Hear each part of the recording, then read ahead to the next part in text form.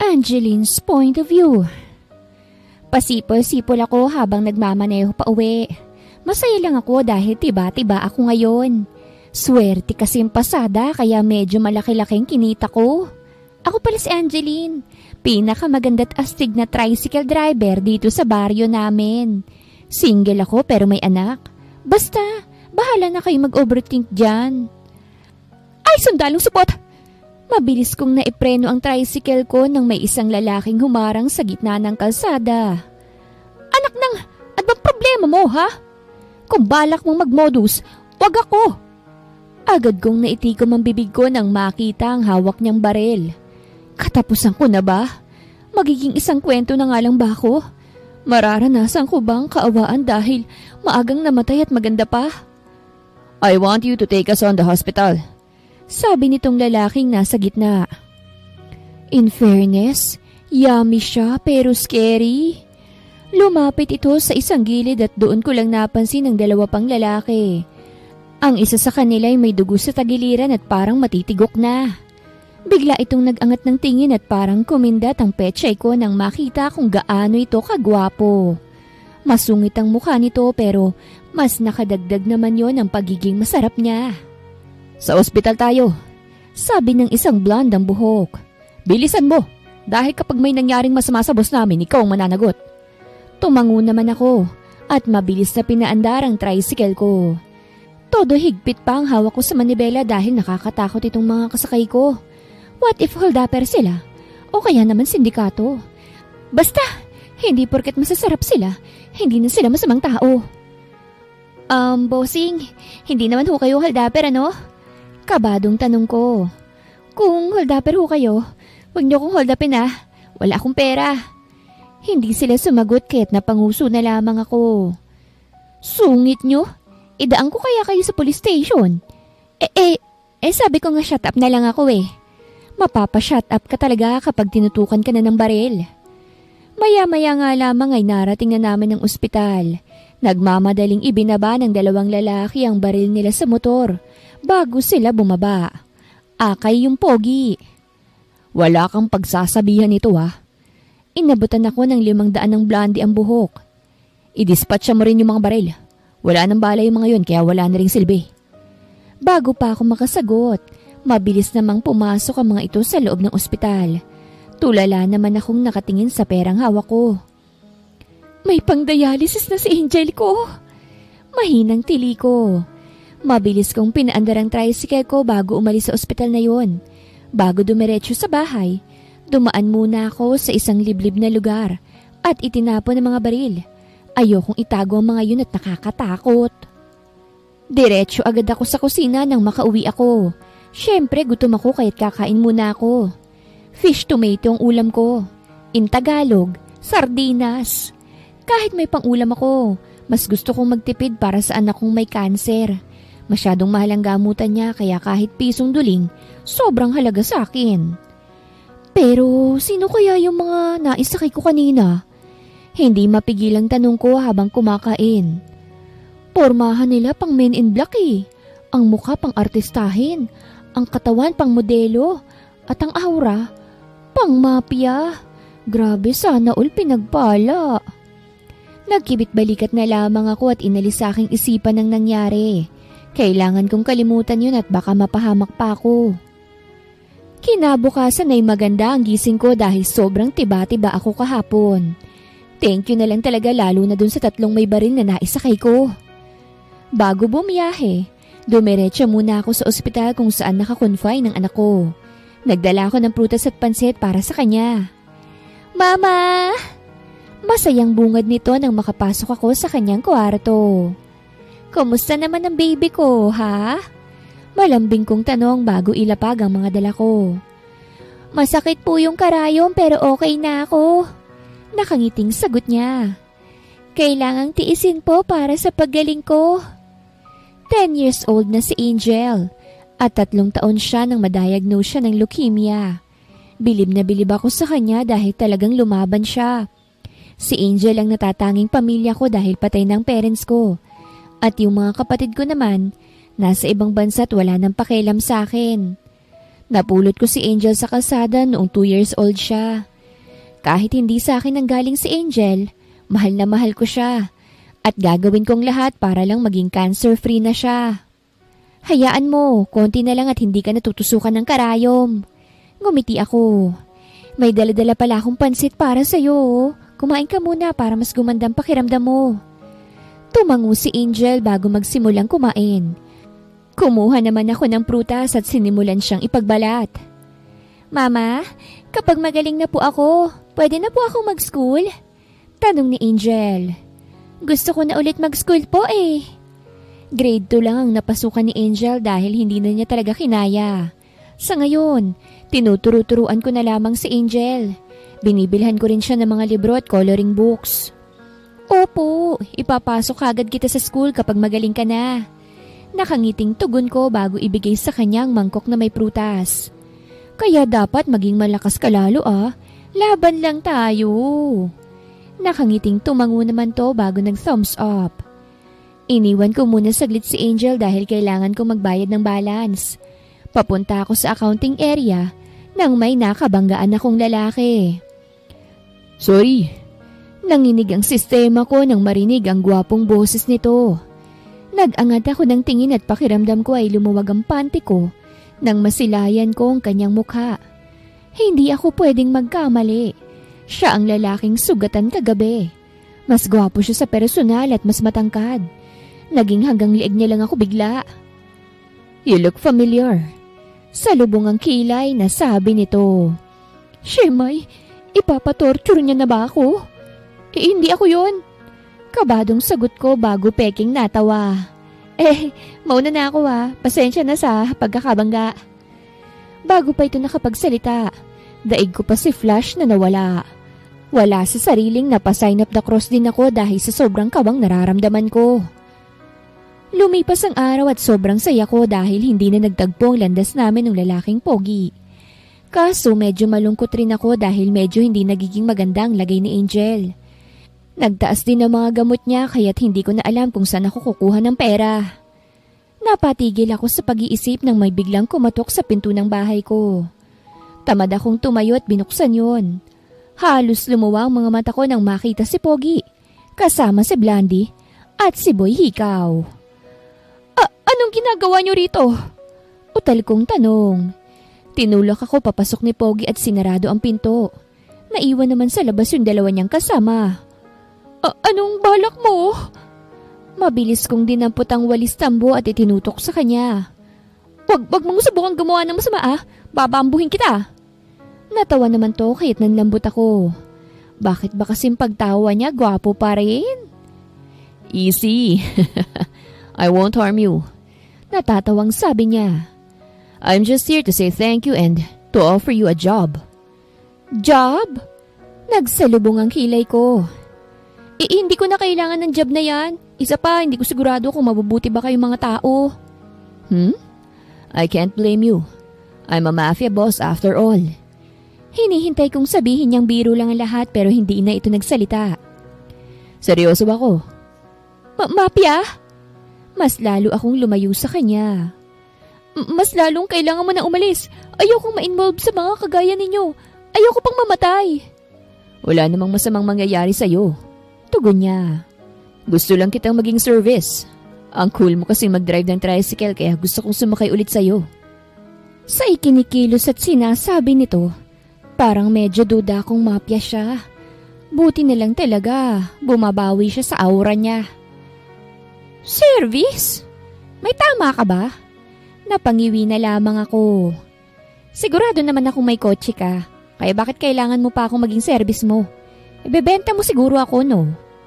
Napatawa itong muli. Grabe ka naman sa akin. Gusto lang talaga kitang maging service. Isa pa, mas hindi halata kapag nakatricycle ako. Mas magandang kumilo sa laban kapag hindi halatang ikaw ang kakalabanin nila. Hindi ako pumapayag. Sinamahan ko pa ng pag-iling para mas madama niyang ayoko talaga. Umalis na nga kayo rito ng mga kasama mo. Ayokong makihalubilo sa mga kagaya niyo. Kapag pumayag ka, babayaran kita ng 20,000 per month. Natigilan ako dahil sa kanyang sinabi. Plus ako nang bahala sa gamutan ng anak mo. Paano mo nalaman ang tungkol sa anak ko? Kunot noong tanong ko. I have my ways. Casual niyang sagot. Now you need to decide. Ikaw rin. Baka magbago pa ang isip ko. Bigla akong nagdalawang isip na umayaw. Iniisip ko rin kasi si Angel. Kaso baka mapahamak naman kami kapag nagpadalos-dalos ako. Sigurado ka bang babayaran mo talaga ako? At sagot mo ng gamutan ni Angel? Paninigurado ko. Hindi mo ba ako ginogoyo? May isang salita ako.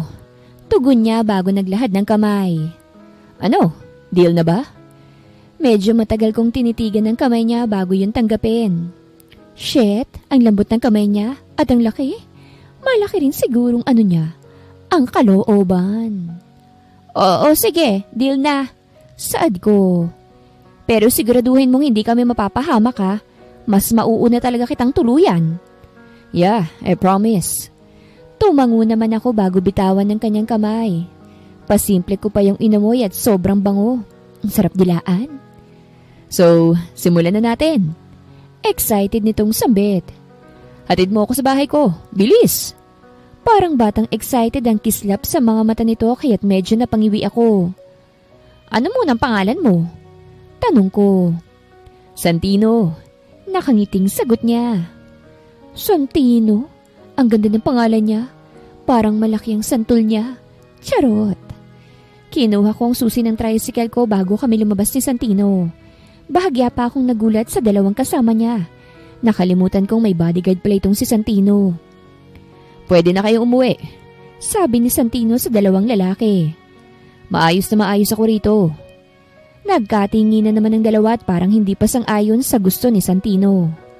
Huwag kayong mag-alala, di ko naman gagapangin tutuluyan ng amo nyo. Sabi ko, o sige na umalis na kayo.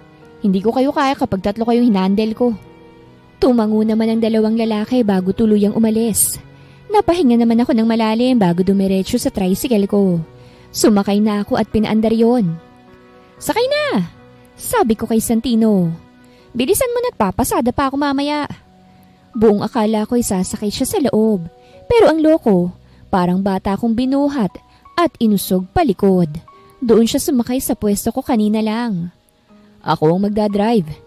Nakangising sabi niya at biglang binomba ang motor ko. Sira ulo ka? Ang usapan akong service mo ah.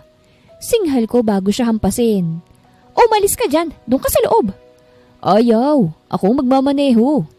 Parang batang sabi niya. Chillax ka na lang muna dyan, akong bahala sa'yo. Pinaandar na nitong motor kaya't napahawak na lamang ako sa gilid. Nakakainis. Kung titingnan kami para kami mag-asawa. Ang dating, ako yung asawang sumasama sa asawa niyang tricycle driver. Ingatan mo yung motor ko ha, mas mahal pa yan sa buhay mo. Sabi ko kay Santino. Pamana pa sa akin ni tatay to, kaya wag kang masyadong kamote. Tumawa lang ang loko at mabilis na nag-drive. Sunod-sunod naman akong napamura bago napahawak sa laylayan ng kanyang damit. Punyeta! Santino, dahan-dahan! Singhal ko sa kanya. Tumawa lang ang mokong bago bagalan ng pagmamaneho. Gusto ko siyang biglang sakalin. Kung kanina lang, takot na takot ako sa kanya. Ngayon gusto ko na siyang tadyakan. Isip batang bugok. Biglang pumreno ang mokong kaya't napasubsob ako sa kanyang likod. May pasahero, sabi nito. Ihatid na muna natin sila para may pasahero ka kagad. Ngayong araw pa lang nai-stress na agad ako sa kanya. Pogi, doon kami sa SM. Sabi ng isa sa mga babaeng pasahero. Kung gusto mo, doon din tayo sa place mo. Nakangising sabi ng babaeng kasama nito. Palandi lang. Bawal sa bahay ko. Baka hindi na kayo makalabas ng buhay doon. Natatawang tugon ni Santino bago paandarin ang tricycle. Habang nasa biyahe ay dinig na dinig kong bungis-ngisan ng mga babae. Pasimpleng kumukuha rin ng mga ito ng litrato ni Santino. Safe ba kahit kinukuha ng kanila ng litrato? Tanong ko. Okay lang yan. Madali ko lang yung maipapabura kapag pinost nila.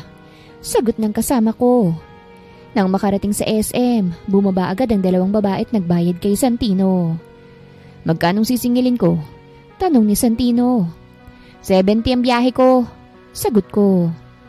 Huwag mo na akong suklian. Nakangiting sabi ng babaeng maiksi ang buhok. Pangmeryenda mo na lang yung sukli ko. Ang kalantod netong pinagsasasabi. 10 piso lang naman ang sukli. Bulong ko bago bumaba. Mukhang nagulat pa ang dalawa nang makita ko. Mukhang hindi talaga nila ako napansin. Umalis ka dyan, ako na magdadrive. Pagsusungit ko kay Santino. But I still want to drive. Maktul nito. Bababa ka dyan o maglalakad kang pauwi. Sinamaan ko siya ng tingin. Umayos ka't kailangan ko ring dalawin pang anak ko ha. Padabog itong bumaba at pumasok sa loob. Parang batang nagtantrum sa mokong kaya't napairap na lang ako. Nakakakilabot palang makakita ng mafia boss na masyadong isip bata. Santino's point of view. Hindi ko maiwasang mainis habang nakatingin sa magkapatid na Gomez. Kanina pa nakatingin sa akin ng mga ito pero hindi naman nagsasalita. Bakit ba kanina pa kayo tingin ng tingin? Inis kong tanong. Anong plano mo dun sa babaeng tricycle driver? Tanong ni Jameson.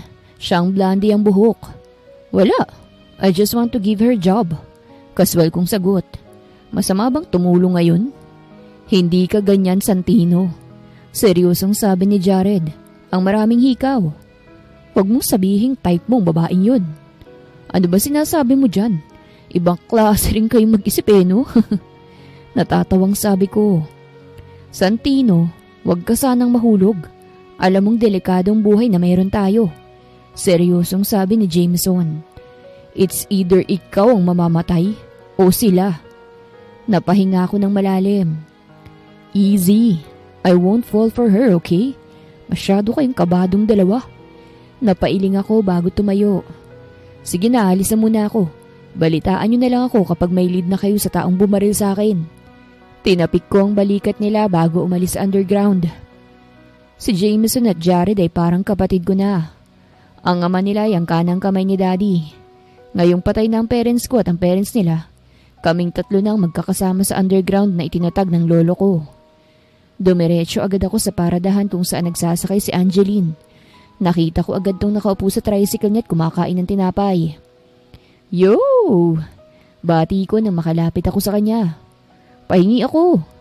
Inagaw ko yung isang tinapay sa kanya. Ano na naman? Manggugulo ka o sasakay? Masungit na tanong nito. Wala akong ginagawa kaya sasama na lang ako mamasada sa'yo. Nakangiting sagot ko. Ako ulit magdadrive para mas maraming pasahero.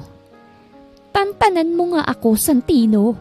Wala pa akong naisasakay kaya't wala akong panahong makipagsagutan sa'yo.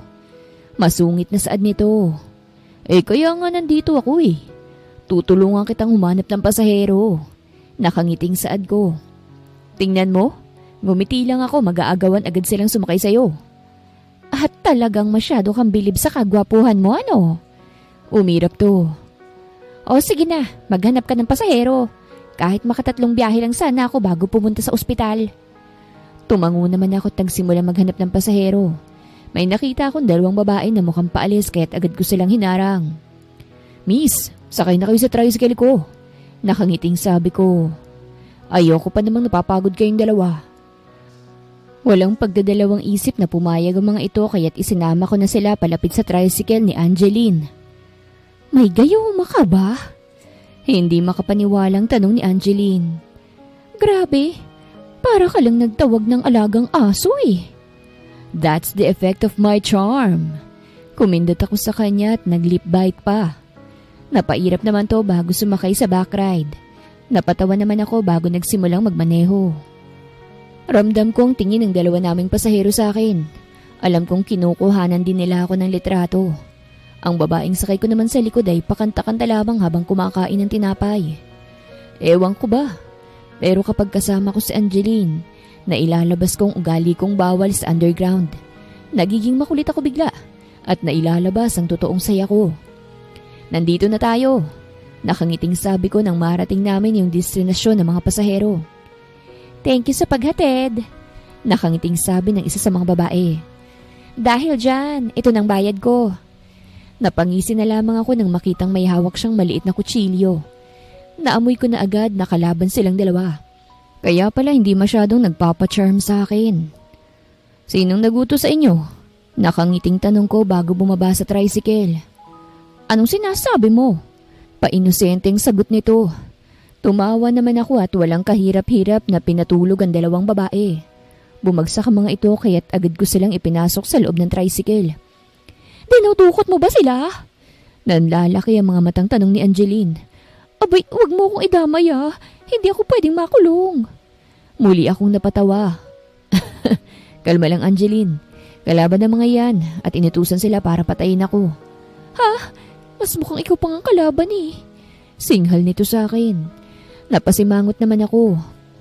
Huwag kang magpalinlang. Mukha lang silang normal na tao pero pumapatay ang mga iyan. Isa pa, ang sama-sama mo sa akin. Gwapo ko kaya. Dati ka sigurong kargador ano. Ang hilig mo kasi magbuhat ng sarili mong bangko. Umirap ako bago siya iusog palapit sa manibela. Ako naman ang naupo sa back ride niya. Mag-drive ka papuntang bahay. Kailangang matorture ang mga babaeng yan para umamin. Masungit kong saad. Asik nito bago nagsimulang magmaneho. Tahimik lamang ako sa back ride habang pasulyap-sulyap sa mga babaeng walang malay. Baka kasi bigla silang magising. Yari kaming dalawa. Nang makarating sa bahay ko, sinenyasan ko ang guard na buksan ang gate para maipasok ni Angeline ang tricycle. Ang ganda ng bahay mo ah. Parang hindi masamang taong nakatira. Sabi ni Angeline bago ihinto ang tricycle. Dumako ang tingin nito sa garahe. Lintik ka! Ang dami-dami mo palang kotse. Tapos gusto mong nakatricycle lang. Hindi kasi nakikita ang kagwapuhan ko kapag nakakotse ako. Sagot ko. O siya, mamaya ka na dumaldal. Tulungan mo akong buhatin to mga babae. Ha? Pagbubuhatin mo ako? Nagsalubong ang kilay nito. Ayoko nga. Ang dami-dami mong tauhan dyan oh. Ako pang utusan mo. Maawa ka naman sa akin ng isang babae. Ha? Babae ka pala? Gumisi ako. Binatukan naman ako nito. At dahil sa ginawa niya, samot-saring baril ang tumutok sa kanya. Mabilis naman tong napakapit sa braso ko. Malamig kong tiningnan ang mga tauhan ko. Put your gun down or I will shoot all of you. Malamig kong saad. Binaba naman kagad nila ang kanilang baril bago yumuko. Kuhanin niyo yung dalawang babae at dalhin sa basement. Utos ko sa kanila. Call Jameson and Jared. Make sure na mapapaamin yung dalawang babae na yan. Pagkatapos ko yung sabihin ay agad ko nang hinila si Angeline papasok sa loob ng bahay. Ang hirap mo naman palang batukan kapag nandito ko sa inyo. Feeling ko nakita ko na si San Pedro kanina eh. Kabadong sabi ni Angeline. Sorry for that. Ikaw lang kasi yung unang babaeng namatok sa akin. Maliban lang kay Mami. Natatawang sabi ko. Anyway, kuha ka lang ng pagkain sa kusina. Maliligo muna ako at baka sabihin mong maasim ako. Ha? Abay, wag mo kong iwanan dito. Nakasimangot niyang saad. Baka pagbalik mo, hindi na ako humihingi. So, sasama ka sa aking maligo? Nakangising tanong ko. Oo, ang kapal na mukha mo ah. Hoy, kahit maghubad ka sa harapan ko, hindi kita pagnanasahan. Namula ang mukha nito kahit napatawa ko. Asyumera ka masyadong maasim ka. Eh bakit ka namumula? Iniisip mo sigurong sabay tayong maliligo. Aray! Pinaghampas ako nito. Kadiri ka! Doon ka nang lalaking makapalamukha ka. Tumawa na lang ako habang sinasangga ang kanyang mga hampas. Ibang klaseng babae talagang isang to. Angeline's point of view. Mabilis na nangilid ang luha ko habang nakatingin sa anak kong tinuturukan ng malaking karayom. Damang-dama ko ang sakit na nararamdaman ng anak ko. Kung pwede lang na ipasa sa akin ang sakit niya, ginawa ko na. Okay lang yan, sabi ni Santino bago haplusin ang likod ko. Last na karayom na yon, kaya magiging okay na siya. Nailipat ng ospital ang anak ko at puro mga professional na ang gumagamot sa kanya. Ramdam ko naman ang improvement ng anak ko at salamat talaga kay Santino. Kawawa naman yung anak ko. Naiiyak kong sambit. Gusto mo bang sabihin ko rin sa doktor na turukan ka? Tanong ng mo kong kaya't hinampas ko siya. Palagi talaga siyang panira sa moment ko. Mama, sinenyasan ako ni Angel na lumapit sa kanya na agad ko namang ginawa. Mama, ang galing ko po no. Hindi ko inaway ngayon yung doktor. Opo, sobrang galing mo po. Nakangiting sabi ko bago punasan ang kanyang mukha. Konti na lang anak ha. Alam kong gagaling ka na rin. Tingnan mo tumutubo na yung mga hair mo. Nakangiting tumango naman to bago bumaling kay Santino. Mama, kasama mo na naman po palang boyfriend mo. Ang gwapo niya, bigla tuloy akong nainggit. Boyfriend? Ay hindi ko siya boyfriend. Paglilinaw ko. Boss ko siya at siya ngayon ang tumutulong kay mama para magamot ka. Boyfriend mo nga po. Pamimilit nito bago ngumiti kay Santino. Hi po, kayo na po ba ang magiging papa ko? Kung ayaw niyo po kay mama, pwede po ako. Sure na kung okay na siya, nakakapagbiro na at puro na rin kalokohan eh. Magagalit si mama mo kapag napunta ako sa iba. Patay na patay pa naman siya sa akin. Nakangising sabi ni Mokong. Sinamaan ko naman siya ng tingin. Kapag naniwala talaga tong anak ko, sasakaling kita. Wag, mawawala ng gwapong papa si Angel. Kung wala lang si Angel sa harapan namin, tumama na agad yung tsinelas ko sa kanyang mukha. Masyadong malakas ang trip ng Mokong. Ilang sandali nga'y nakatulog na si Angel. Dala na rin siguro ng pagod at epekto ng gamot niya. Kawawa naman yung baby ko. Hinaplos ko ang mukha ni Angel. Namamagana naman ang mga mata niya. Ay, kung pwede lang talagang akin na lang ang sakit niya, ginawa ko na. Gagaling din siya kaya huwag ka na mag-alala. Sabi ni Santino. Makakasama mo na rin siya sa bahay at magiging flower girl siya sa kasal nating dalawa. Ako'y tantanan mo ako sa mga ganyan mo ha. Kanina ka pa talaga. Inis kong sabi. Kung wala kang magandang gagawin, umuwi ka na o kaya pumunta ka dun sa underground nyo. Ihatid mo ko. Nakangiting sabi niya. Ayokong maglakad, masyadong malayo eh. Wala rin akong pamasahe kaya no choice ka kung hindi maging service ko muna. Napahinga ako ng malalim bago tumango. Oo na, mas mabuti na rin yun ang matahimik muna kahit sandali ang sistema ko. Hinalikan ko muna sa noo ang anak ko bago kami umalis sa ospital. Bala kung ako magdadrive kaso, papansin talaga tong si Santino. Inagaw na naman niya ang trabaho ko. Ang ending talaga, siyang naging service ko. Ako na ang magdadrive, di mo naman alam kung saan yung underground eh. Nakangiting sabi niya bago paandarin ang tricycle ko. Sa underground ka talaga didiretso? Tanong ko. Hindi ba't bawal sa mga ganun yung mga hindi miyembro? Ganun kasing napapanood ko sa mga palabas eh. Oo nga, bawal nga. Tugon niya. Usually kapag may outsider na pumupunta sa underground, hindi na nakakalabas ang buhay. Tapos dadalhin mo ako doon? Hinampas ko ang braso niya. Sira ulo ka ba talagang lalaki ka? Gusto mo yatang matuluyan ako eh. Kalma. Second boss ako sa underground kahit hindi ka mamamatay. Napatawa ito. Wag nga lang malalaman ng first boss dahil paniguradong dalawa tayong hindi makakalabas ng buhay doon. Santino! Hindi na ito tumugon at mabilis lang na nag-drive. Napahawak tuloy ako ng mahigpit sa gilid. Mas mauuna pa yata akong matigok ngayon eh. Kapag talaga si Santinong may hawak ng manibela ng tricycle ko, nagiging kamote siya. Ginagawa ba namang pangkarera yung tricycle ko? Gusto yatang maging kwento na lang ako? Halos 1 oras yata akong nag-oorasyon na wag matuluyan bago huminto ang tricycle sa isang abandonadong warehouse. Nandito na tayo. Nakangiting sabi ni Santino bago bumaba. Bumaba na rin ako. Welcome sa aming underground. Ito ang underground nyo? In fairness ha, ang dami nyong pera pero ang hirap nyo sa hideout. Literal kasi na abandonadong warehouse siya na walang kahit na ano. May bigla na lang sumulpot na mga kalalakihan. Agad naman akong napahawa kay Santino dahil baka matutukan na naman ako ng baril. Pakiingatan yung tricycle ni Angeline. Inabot ni Santino ang susi ko sa isa sa mga lalaki bago niya ako hilahin palapit sa isang gilid. Napaawang na lamang ang aking bibig nang biglang bumukas ang sahig ng warehouse. Bumungad sa akin ang mahabang hagdan. Naunang bumaba si Santino at sumunod naman ako sa kanya. Mahabang hallway na maliwanag ang dinadaanan naming dalawa bago kami makarating sa isang malawak na espasyo na parang bahay. Namangha na lang ako dahil pangyayamanin ng underground nila.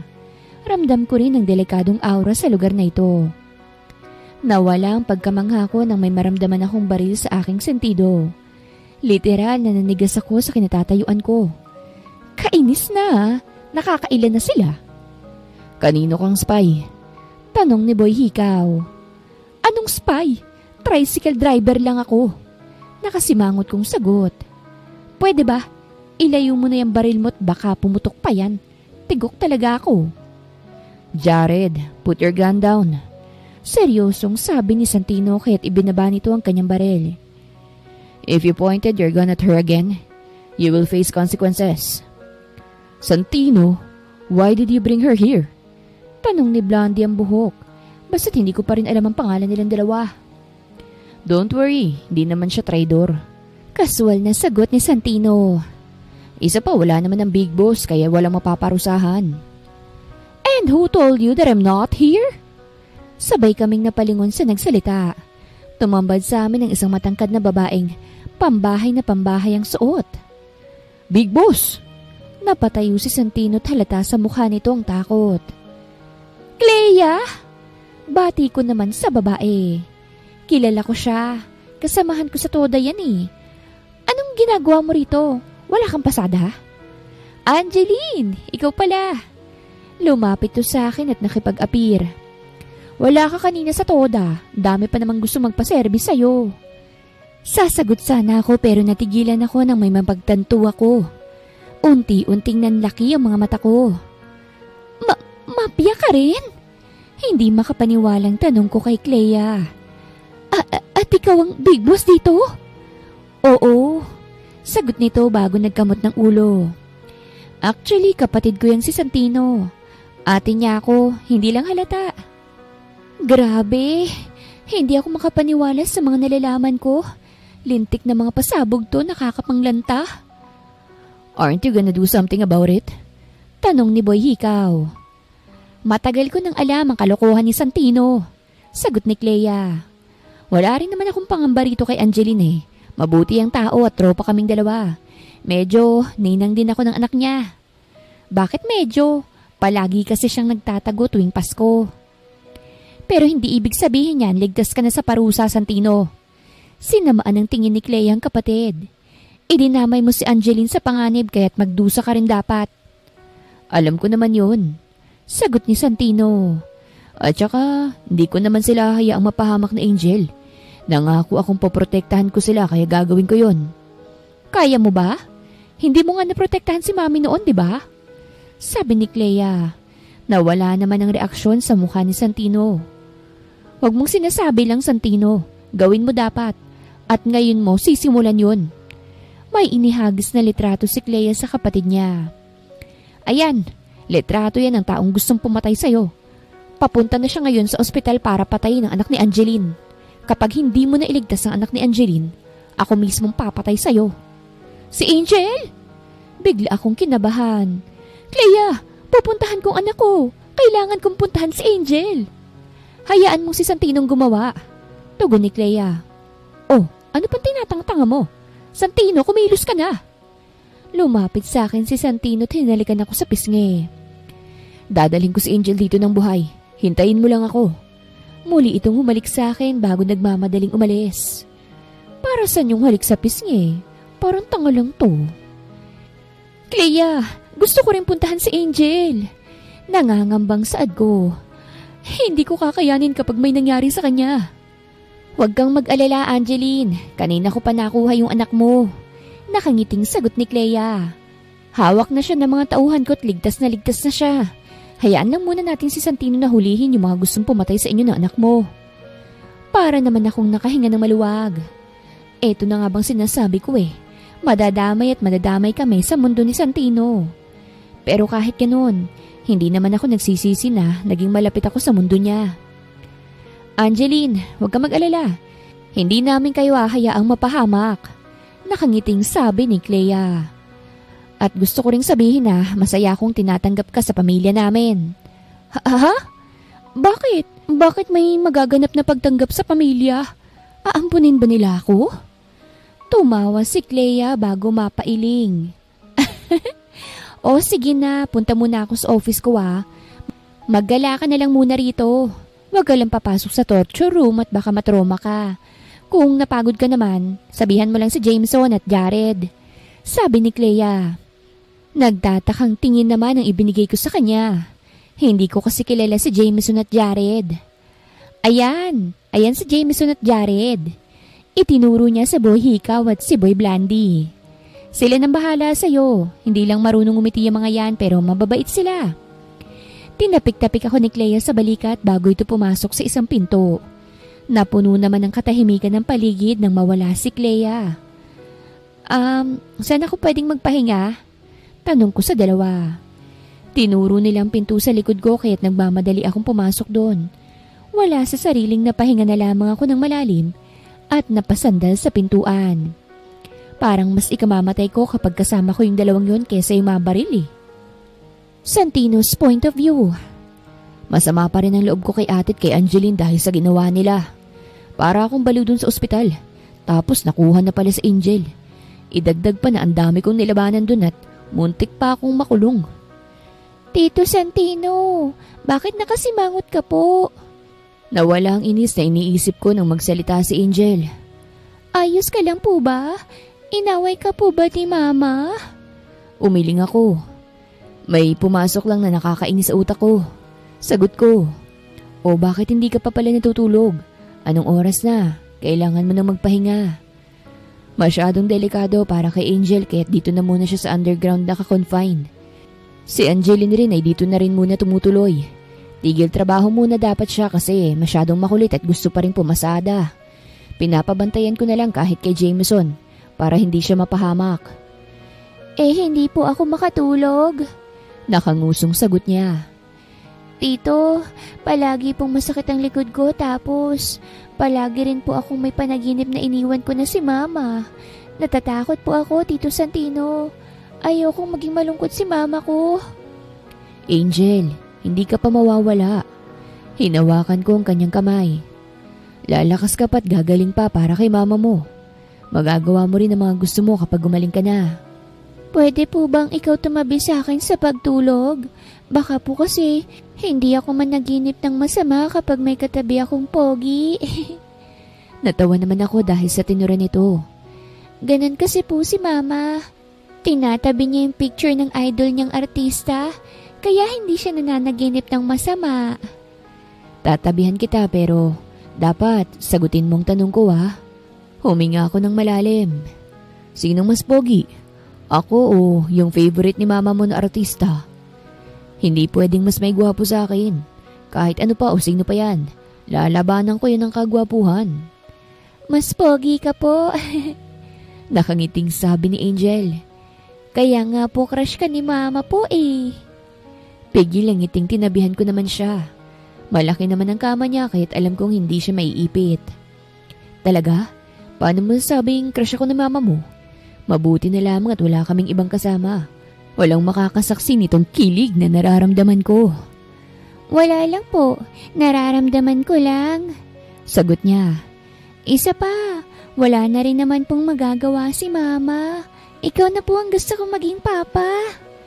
Gusto rin kitang maging panganay ko dahil sobrang sweet at bait mo. Mahina akong pinisil ang kanyang pisngi bago ayusin ang kanyang kumot. Sige na, matulog ka na at bawal sa'yong magpuyat. Nakangiting tumango naman to bago yumakap sa akin. Wala sa sariling napangiti na lamang ako at hinaplos ang kanyang buhok. Nang makatulog si Angel, nakatulog din ako. Saglit lamang sana ang plano kong pagtulog dahil magpaplano pa kami para sugurin ang lugar nila Uncle. Kaso, napahaba ang tulog ko. Si Uncle kasi, pinsan ni Daddy, ang gustong pumatay sa amin ni Ate Clea. Gusto nilang makuha ang trono ni ate at maghasik ng kasamaan. Gagamitin nilang organisasyon na itinatag ni Lolo para gumawa ng mga hindi makataong gawain.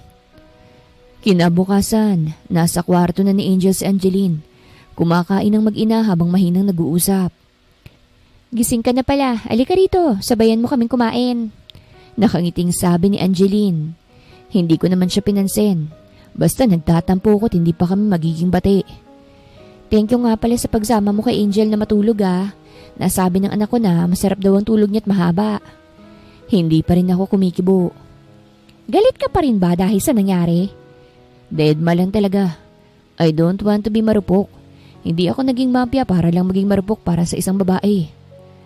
Santino, huwag ka nang magalit sa akin. Hindi ko naman ginusto yun eh. Malambing na sabi nito. Napakuyom naman ako ng kamao dahil pakiramdam ko ay bibigay na ako. Sige na, bati na tayo. Please? Hindi ako sanay na ganyan kay. Makipagbati ka na habang maganda pa ang mood ko. Kapag nainis kasi ako eh, kahit tumalong ka sa building, hindi kita susuyuin. Oo na, bati na tayo. Ay, sa buhay talaga kailangan mo rin maging marupok. Lalo kapag mahal mo. Anong ulam ba? Gutom na rin ako dahil hindi ako nakakain kagabi. Pansit at apritada. Sagot niya. Pwede mong iulam yung pansit at masarap naman siya. Lumapit naman ako sa kanila. Mas lalo yata akong naging marupok nang makitang may nakahain na para sa akin. Ikaw po tiklop na tiklop ka pala pagdating kay mama. Nakangising sabi ni Angel. Don't worry po, secret ko lang yon. Sinamahan mo naman po akong matulog kaya quiet po ako. Okay lang na ipagsabi mo. Proud na proud pa akong marupok pagdating kay mama mo eh. Proud kong sabi. Proud ako. Love ko ang mama mo. Ha? Natauhan ako bigla nang sumabat si Angeline. Nakalimutan kong 3 na pala kami sa kwarto. Anong sabi mo? Utal na tanong ni Angeline. Napatikim ako. Ano bang sinabi ko? Ang sabi ko lang, oo tama. Naglag yung cellphone ko. Narinig ko naman ang bungis-ngis ni Angel kahit napanguso na lamang ako. Hindi nga marupok, sobrang torpe naman. Pagkatapos kumain, pinainom na ng gamot ni Angeline ng anak. Mabilis namang nakatulog si Angel dahil sa side effects ng gamot. Papasada ulit ako, sabi ni Angeline nakatatapos lang maligo. Sama ako. Mahinang sambit ko. Wala sila Jameson at Jared kaya't wala kang magiging bantay. Hindi na kailangan, Santino. Wala naman akong nararamdamang panganib. Tugon niya. Isa pa, mukhang may seryoso kayong dapat na gawin. Mag-focus ka na lang muna rito. Napahinga ako ng malalim bago tumango. Pero kapag may nangyari, tumawag ka kagad O kaya i-on mong location mo. Huwag kang OA. Pabiro itong umirap. Magiging okay lang ako. Ang lakas-lakas ko kayang tao. Naglakad ako palapit sa kanya. Hinawakan kong pisngi niya kaya't natigilan siya. Angeline, nag-aalala talaga ako sa'yo eh. Hindi ko alam kung anong gagawin ko kapag may nangyaring masama sa'yo. Sincere kong sabi. Kapag natapos ang meeting namin mamaya, susundan kita agad, okay? Gusto kong masiguradong safe ka. Gusto kong ligtas kang uuwi sa amin ni Angel. Tumango naman to. Thank you, Santino. Ngumiti naman ako bago unti-unting ilapit ang mukha ko sa kanya. Magtatagpo ng labi namin pero biglang bumukas ang pinto. Mabilis tuloy kaming napalayo ni Angeline sa isa't isa. At kung ano-ano nang ginawa. Bigla akong nagpatay ng lamok kahit wala namang lamok. Ang dami namang lamok dito. Wala sa sariling sambit ko. Dapat siguro ipalinis kong mabuti tong kwarto ni Angel. Oo, tama ka nga. Sang-ayon naman sa akin ni Angeline. Napalingon kami sa pinto nang may tumikhim. Si Jameson at Jared. Hinihintay ka na ni Big Boss, sabi ni Jameson. Ngayon na natin sisimulan ng pagsugod. Tumango naman ako bago tumayot lingunin si Angeline. Dito muna kayong dalawa. Safe na safe kayo rito. Kaya hindi nyo kailangang mag-alala. O sige, mag-iingat kayo. Nakangiting sabi niya. Hinalikan ko naman siya sa noo bago tuluyang lumabas ng kwarto. Pasipol-sipol pa ako habang naglalakad. Ramdam ko ang tingin nila Jameson pero hindi ko sila pinansin. Ano nga palang plano mamaya? Tanong ko. Masyadong napasarap ang tulog ko kaya't hindi na ako nakasama sa meeting. Hindi sumagot ang dalawa kaya't napasimangot na lang ako. Lumilipad na baril agad ang sumalubong sa akin na makapasok ako. Binato ko ni ate. Mabuti na lamang at nakaiwas ako. Hindi ka sumipot kagabi Singhal nito sa akin. Nakatulog ako kagabi kasama si Angel. Sagot ko. Sorry na. Willing naman akong pakinggan ng plano ngayon. Ano? Uulitin ko pa ulit? Bahala ka sa buhay mo. Inirapan ako nito. Ikaw na bahala sa sarili mo basta may plano na kami. Loh, Paano yun? Baka mamatay ako. Napasimangot ako. Hindi ka ba naaawa sa akin? Go lang, mamatay ka lang. Ang sama talaga ng ugali ng babaeng to. Napapaisip nga talaga ako kung kapatid siya ng gwapong katulad ko eh. Tara na, aalis na tayo. Tumayo si Ate Clea. Bilisan natin at baka mapurnada ang plano. Papanong mapurnada eh, hindi ko nga alam yung plano. Lumabas kami ng underground at sumakay sa isang van. Inihahanda ko ng sarili ko para hindi hassle mamaya. Napahinto na lang ako nang biglang huminto yung van medyo malapit sa underground namin. Bakit huminto?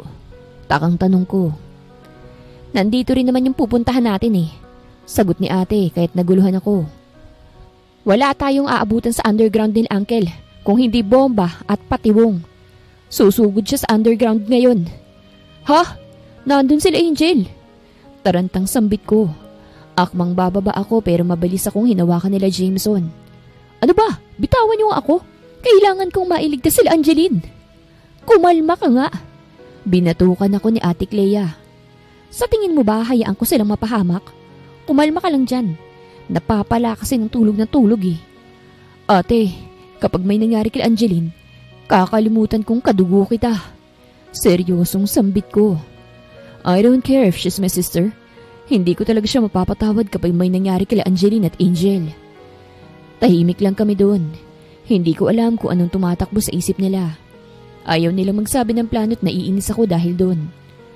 Kumabog ang dibdib ko nang may marinig akong putok ng mga baril. Gusto kong bumaba pero ayaw pa rin akong bitawan nila Jameson. Tara na! Maya-maya'y sambit ni Ate Clea. Mabilis kaming bumaba ng van. Nangunguna ako pero hinila ni Ate Clea ang kwelyo ko. Palamigin mo yung ulo mo, Santino. Hindi pwede ngayon ang mainit mong ulo tapos susugod ka. Akala ko ba gusto mong mailigtas sila Angeline? Seryosong sabi ni Ate Clea. Napakuyom ako ng kamao at tumango na lamang.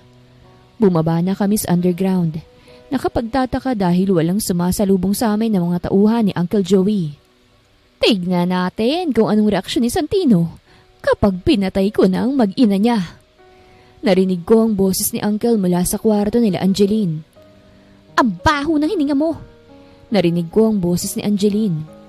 Lumapit kami sa kwarto na yon. Agad itinutok nila ate ang baril nila kay Angeline na hawak-hawak ni Joey. Napakuyom ako ng kamao nang makitang may dugo ang gilid ng labi ni Angeline. Mag-isa ka na lang ngayon, sabi ni Ate Clea kay Joey. Sumuko ka na dahil walang tutulong sa'yo. Anong sinasabi mo? Nandyan ang mga tauhan ko. Nakangising sagot ni Joey. Lumitaw bigla ang mga lalaki na kaitim at may takip ang mukha. Tinanggal na mga ito ang takip nila sa mukha bago itinutok ang kanilang mga baril kay Joey. Tauhan? Tauhan namin ng mga ito eh. Ngumisi si ate. Talo ka na, Joey.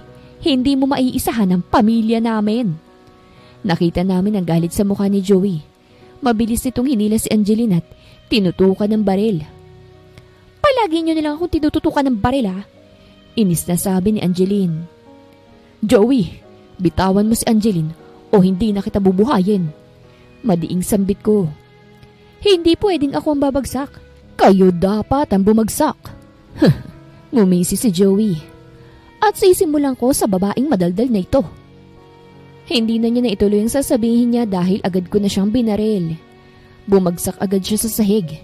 Hindi naman totoong balong ginamit ko. Pampatulog lang pero masusugatan pa rin siya. Ayokong makakita si Angel ng patay na tao at baka matakot siya sa akin. Angeline! Nilapitan ko agad si Angeline at niyapos bago halikan sa noo. Okay na. Wala nang mananakit sa'yo. Okay lang ako. Natatawang sabi niya. Expected ko na mangyayari kaya't hindi na ako natakot. Alam mo ba, ang galing-galing ni Clea dahil nakalkula niya talaga ang mga mangyayari. Lahat ng sinabi niya nagkatotoo. Napalingon ako kay Ate Clea. Hindi na ako magtataka kung bakit siyang napiling pinuno nila Daddy. Pasaway nga siya at palaging easy pero kakaiba siyang magplano. Paplano pa lang ang kalaban, nahulaan niya na agad ang galaw nito. Ano, kalilimutan mo pa rin kadugo mo ko? Tinaasan ako nito ng isang kilay. Ngumiti ako bago siya lapitan at yakapin. Alam kong nandidiri siya pero wala akong pakialam. I love you, ate. Humiwalay ako sa yakap bago siya halikan sa pisngi. Pinagmumura naman ako nito bago siya lumayo sa akin. Kadiri ka, sarap mong barilin. Natawa na lang ako bago muling lapitan si Angeline. Pasimple kong sinilip si Angel at mahimbing pa rin ang tulog nito. May halong pampatulog ang gamot niya para hindi siya magising, sabi ni Angeline. Ayoko rin namang matakot siya kung sakasakali. Nakangiting tumango naman ako. Sorry kung nasaksihan mo yun kanina ah. Sorry kung nadamay ka pa sa gulo. Sorry kung nasirang tahimik mong buhay ng dahil sa akin. Napatigil ako sa pagsasalita nang bigla nitong pagdikitin ang labi naming dalawa. Natulala naman ako at wala sa sariling napakurap-kurap. Ang ingay mo? Natatawang sabi ni Angeline. Okay naman ang lahat, kaya wag ka nang manghingi ng sorry. Did you just kiss me? Utal-utal kong tanong. Tumawa lamang ito bago lumabas ang kwarto. Nakatulal lang sinundan ko naman siya ng tingin. Epic ang mukha mo. Natatawang sabi ni Ate Clea. Bibigyan kita ng 5 minuto para mawala sa sarili mo. Pagkatapos nun, kaladkarin mo na yung si Joey ah. Napailing silang lahat bago isaradong pinto. Wala sa sariling napaupo naman ako sa kama ni Angel at napasapo sa labi ko. Shit, hihimatayin yata ako. Angeline's point of view. Shit, hanggang ngayon hindi pa rin ako makapaniwala sa naging takbo ng buhay ko. Parang kailan lang isa akong simpleng tricycle driver na medyo hirap sa pagtustos sa gamutan ng anak ko. Tapos biglang may mafia boss na lalaking pumasok sa buhay ko at inalok akong maging service niya. Kahit siya naman ang nagdadrive. Hanggang ngayon nga hindi ako makapaniwalang may mafia pala na nag-i-exist sa mundong to. At ang mafia na gumulo sa sistema ko ay ang lalaking minamahal ko ngayon. Tawa ka na naman ng tawa. Sabi ko sa anak ko nang makapasok ako sa kwarto niya. Si Papa po kasi. Nakangusong sagot niya habang nakaturo kay Santino na puro sulat ang mukha. Masayang-masaya ako dahil mabuti ng lagay ng anak ko. At ang good news pa ng doktor ay baka next year, cancer-free ng anak ko. Basta raw tuloy-tuloy lamang ang gamutan niya. Mas naging magkasundo si Santino at Angel dahil nandito pa rin kami sa underground. Ayun, Papa na ang tawag ni Angel kay Santino. Ano yung pinagagagawa mo sa mukha mo? Kunot noong tanong ko kay Santino habang hinahain ng pansit na ipinabili ni Angel. Pinapasaya ko lang ang anak natin. Sagot niya bago ko lapitan at yakapin sa bewang. By the way, namiss kita. Sobrang OA mo naman, Santino. Lumabas lang ako para bumili ng pansit. Miss mo na agad ako? Pabiro akong umirap. Siyempre, nagising ako nang wala ka sa tabi ko. Kaya namiss kita.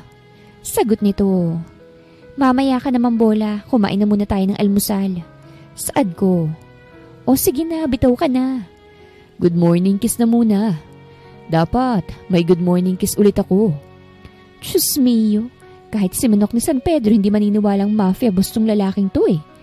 Nung paulanan si Lord ng pagiging clingy, nagtatampisaw siya. Nakatingin si Angel natin. Mahinang bulong ko sa kanya. Haharang na lang ako para hindi niya makita. Nakangising sagot nito bago iharang ang likod niya kay Angel. Tumikhim naman ako bago siya mabilis na bigyan ng halik sa labi. Kilig naman ang mokong na kinuha ang pansit nilang dalawa ni Angel. Mas masarap ang pansit kapag may good morning kiss. Kinikilig na saad ni Santino bago ibigay ang isang pinggan kay Angel. Anak, kumain ka ng marami ah. Kailangan nating maubos to dahil pinaghirapan to ni mama mo na mabili. Napaka-uwi talaga kahit kailan. Napailing na lamang ako bago lumapit sa kanila. Naupo na rin ako sa kama para sabay-sabay kaming kumaing tatlo. Mama, ang sabi po ng doktor, malapit na akong makalabas. Sabi ni Angel. Ibig sabihin po, pwede na kayong ikasal ni Papa. Kasi pwede na akong maging flower girl ninyo. Munti ko nang maibuga ang kinakain ko dahil sa biglaang sinambit ni Angel. Grabe naman tong anak ko. Wala man lang prenong bibig. Gusto mong maikasal na kami ni mama mo? Tanong ni Santino kay Angel.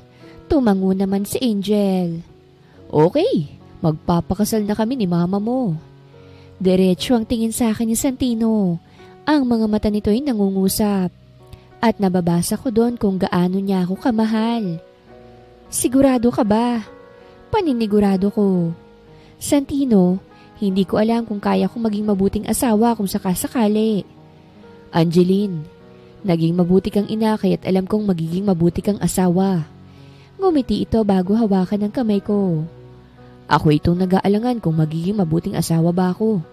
But I know you will guide me. Alam kong makakaya nating dalawa basta't magkasama tayo.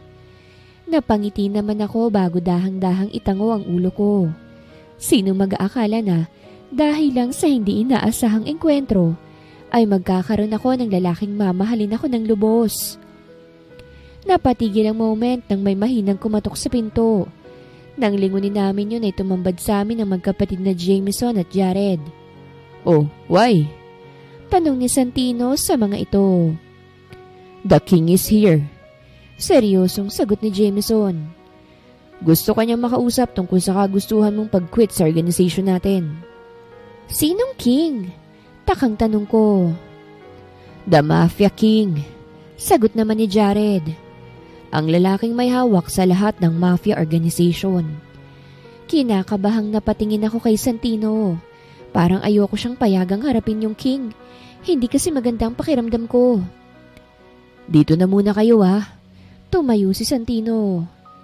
Babalik agad ako pagkatapos kong kausapin si King. Wala sa sariling hinawakan ko naman si Santino sa kamay. Napatingin naman to sa kamay ko. Babalik ka kagad Naiiyak kong sambit. Maghihintay ako ng 2 oras. Kapag wala ka pa, susundan talaga kita. Angeline, babalik ako.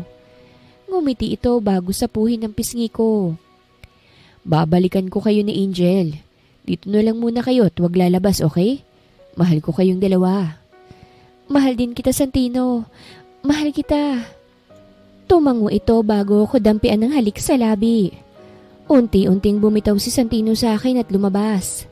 Napakagat naman ako sa ibabang labi ko at napasapo sa puso kong kumikirot. Pakiramdam ko kasi mawawala sa akin si Santino. At ayokong mangyari yon. Nilibang ko lang ang sarili ko kasama si Angel. Pero kahit na anong libang ko, tumatakbo pa rin ang isip ko kay Santino. Anak, pupuntahan ko lang si Papa mo At hindi na nga ako nakatiis.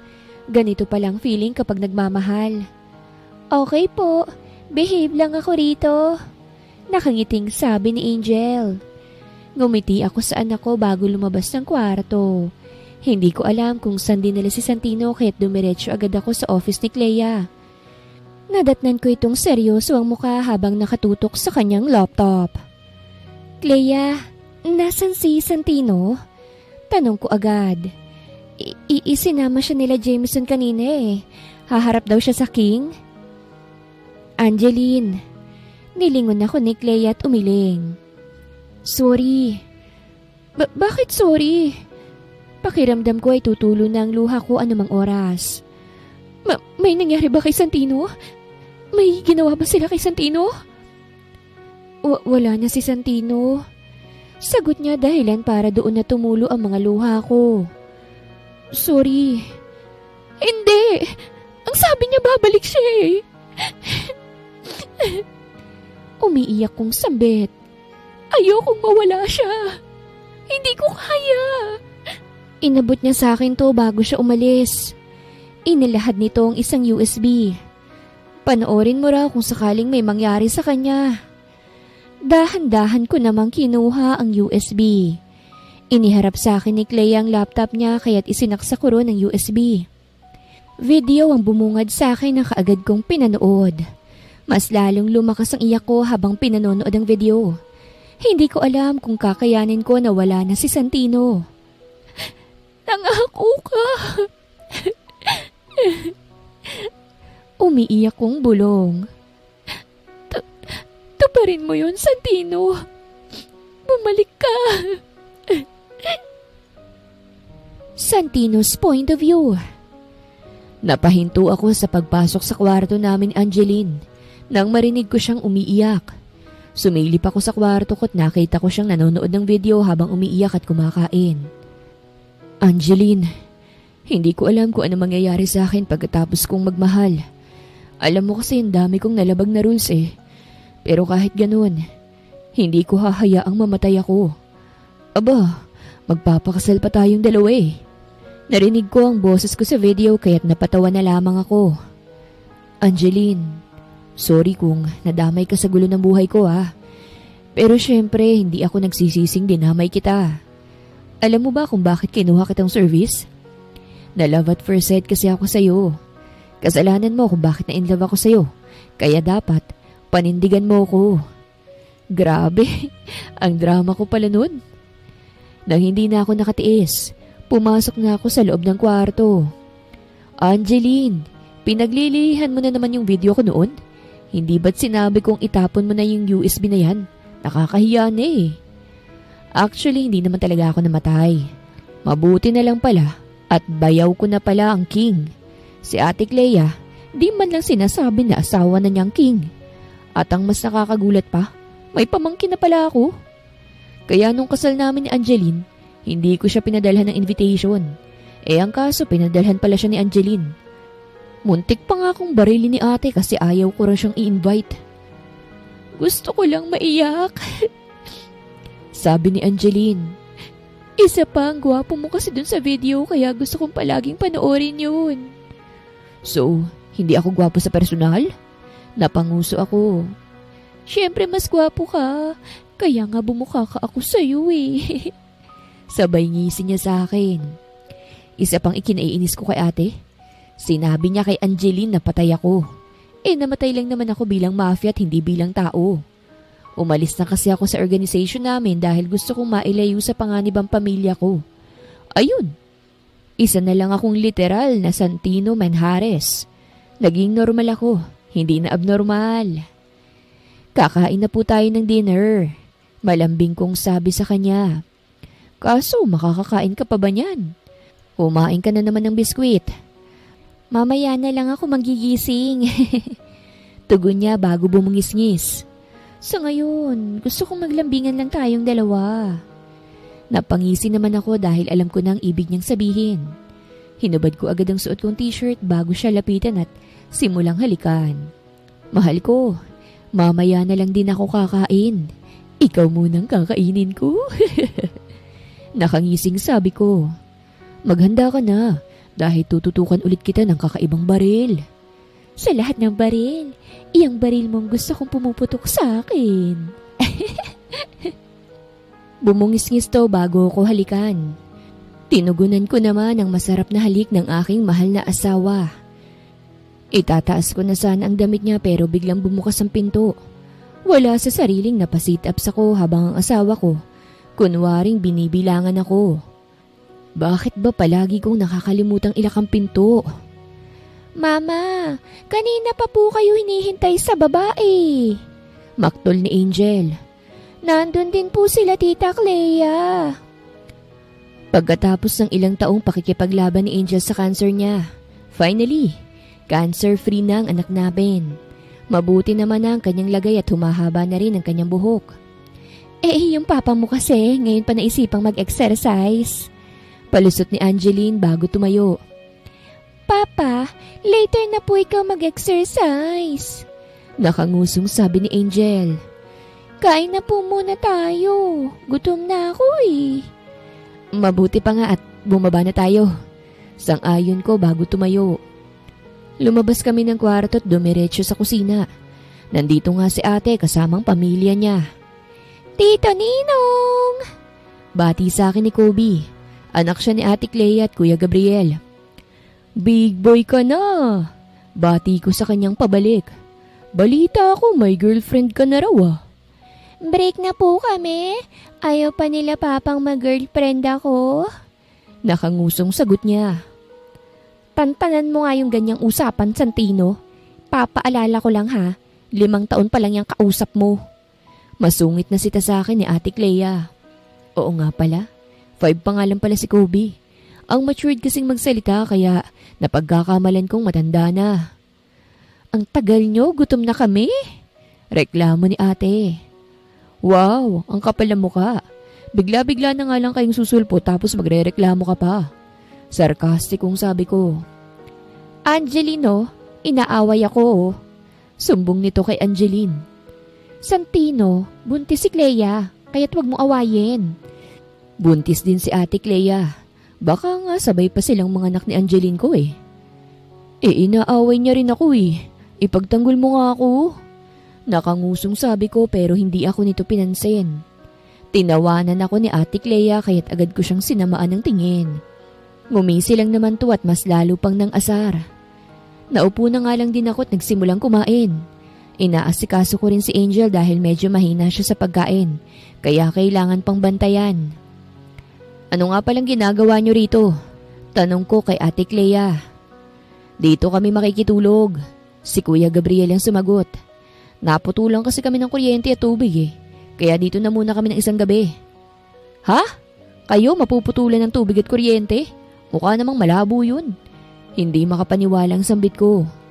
Sa yaman yung yan, napuputulan pa kayo? Hindi pala nakapagbayad itong si Gabriel. Sagot ni ate Clea. Masyado kasing focus sa underground, kaya nakakalimutan na kami minsan. That's not true, wifey. Sagot ni Kuya Gabriel.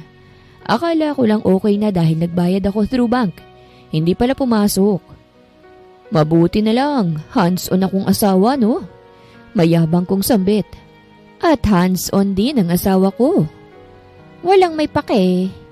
Pagsusungit sa akin ni ate Clea kaya't napasimangot na lamang ako.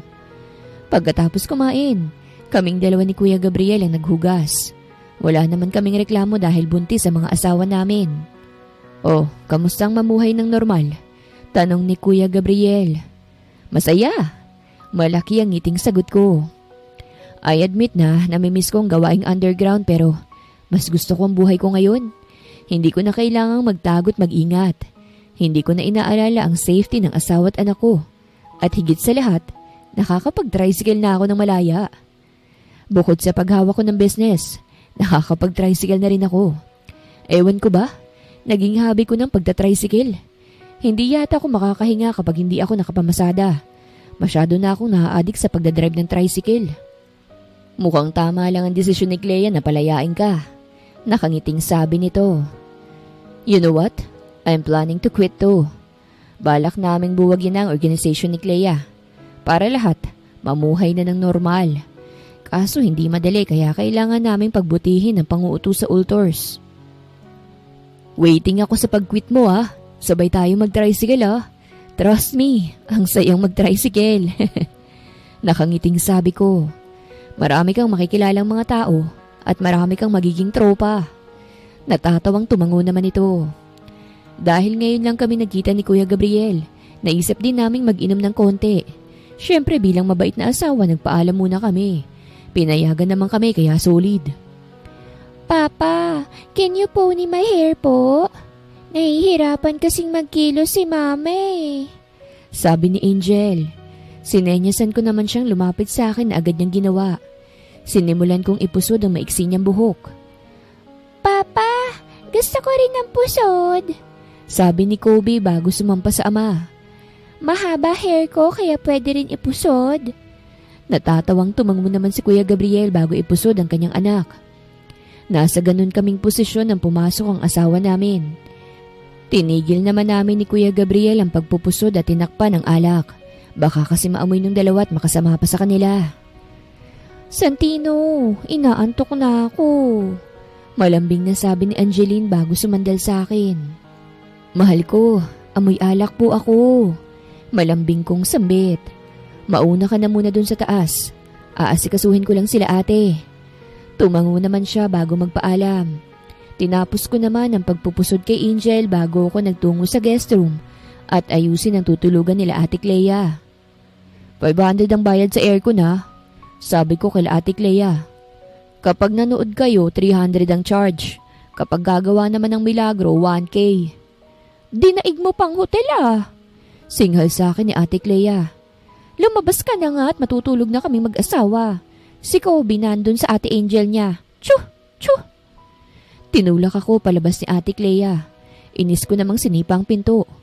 Kapal talaga ng mukha kahit kailan. Bago dumiretso sa kwarto namin, sinilip ko muna si Angel at Kobe. Nanonood ang dalawang magpinsan. Good night sa inyo. Nakangiting sabi ko sa kanila. Good night, Papa. Lumapit sa akin si Angel at humalik. I love you po. I love you, anak ko. Tito Ninong, good night po and I love you. Nakangiting sabi ni Kobe. I love you rin, pamangkin ko. Hinalikan ko silang dalawa ni Angel sa noo bago ako lumabas. Dumiretso ako sa kwarto naming mag-asawa. Nadatnan kong nagsa-cellphone ang asawa ko. Bago dumiretso sa kanya, naglinis na muna ako ng katawan ko para hindi ako amoy alak. Mahal ko. Gumapang ako paakyat sa kama at niyakap siya sa bewang. Ginawa kong una ng malaki niyang tiyan. Konting buwan na lang at lalabas ang bunso natin. Sobrang excited na akong makita siya at mahawakan. Excited na rin ako pero natatakot ako eh. Tugon ni Angeline bago haplusin ang buhok ko. First time kong manganganak talaga. Hindi ko naman pinanganak si Angel kaya hindi ko alam ang gagawin ko. Mahal ko, nandito ako sa tabi mo. Hindi kita iiwan at pababayaan. Palagi akong nasa tabi mo kaya hindi mo kailangang mag-alala. Paano kapag naging losyang na ako? Tataba ako. Mangingitim ang ibang parts ng katawan ko at magkakaroon ako ng stretch marks. Hindi na rin ako makakapag-ayos niyan. Paano kapag na-realize mong hindi mo na ako mahal? I cut her words. Angeline, don't say that, okay? Hindi mangyayari yun. Normal din ang mga ganong flaws kapag buntis at kapag nanganak. I don't care about the flaws, okay? Maganda ka pa rin kahit anong mangyari. Sexy ka pa rin. At ikaw pa rin ang mahal ko. Hindi ko nga ma-imagine na wala ka sa buhay ko eh. Hindi ko ma-imagine na hindi ikaw ang asawa ko at ang ina ng mga anak ko. Mahal na mahal kita, Angeline. At walang bagay na makapag-aalis ng pagmamahal ko sa'yo. Ngumiti naman to bago sapuhin ang magkabilang pisngi ko. Mahal na mahal din kita, Mr. Manharis ko. Ikaw ang pinaka-the best na asawa. Ikaw rin ang best na asawa, Mrs. Manharis. With that, she kissed me. Tinugunan ko naman ang kanyang halik at ipinaramdam mula sa halik na yon kung gaano ko siyang kamahal. Wakas!